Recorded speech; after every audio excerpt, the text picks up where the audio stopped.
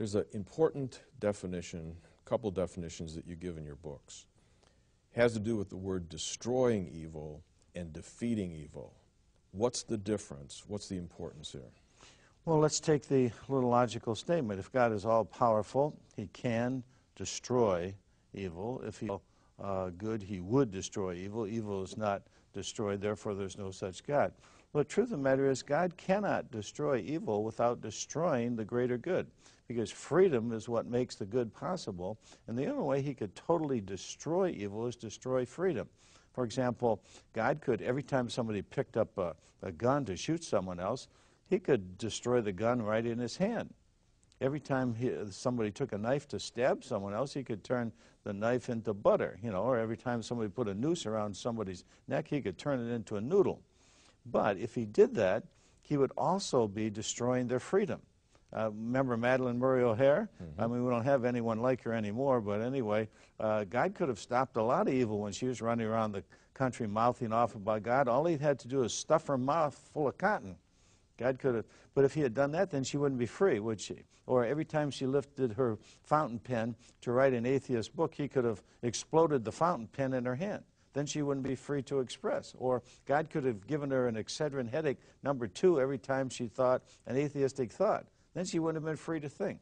God made us free to think, free to choose, free to express ourselves, and the only way to destroy all evil is to destroy all freedom, but then you've destroyed the possibility of the greater good.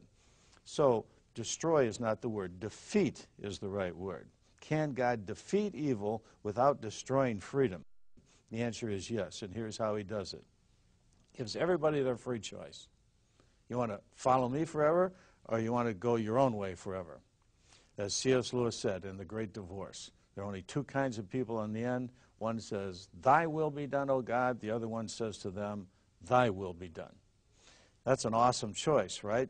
He gives everybody their choice, and then he allows everyone to have their choice forever. Jean-Paul Sartre wrote a play, No Exit, and the irony of the 20th century, the last century, is that the greatest insights into hell came from atheists. Nietzsche said that I would rather will nothingness than not to will at all, in The Genealogy of Moral. Jean-Paul Sartre said in his play No Exit, the door of hell opened, and they were all given a chance to leave, and nobody left. Why? They're all condemned to their own freedom. They chose to be there. The door of hell is locked on the inside. So the way God defeats evil without destroying freedom is he allows everybody to make their choice, and then he says to them, "You've got it." You remember Milton's Paradise Lost? Satan said, "I would rather reign in hell than serve in heaven."